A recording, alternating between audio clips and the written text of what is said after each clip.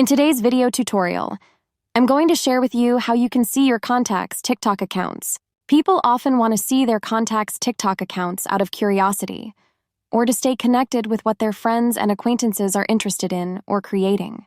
It's a way to engage with their social circle's interests and activities in a fun and interactive way. To do this, simply head into your TikTok. On your profile page, tap onto these 3 lines and head into your settings and privacy. On the settings page, tap on the privacy option right here. You will then head into this option of sync contacts and Facebook friends. Make sure to enable this first option of sync contacts. Just tap on the option and it will let you access your phone settings. Simply click on Open Settings. On the settings page, make sure to enable the contacts option on.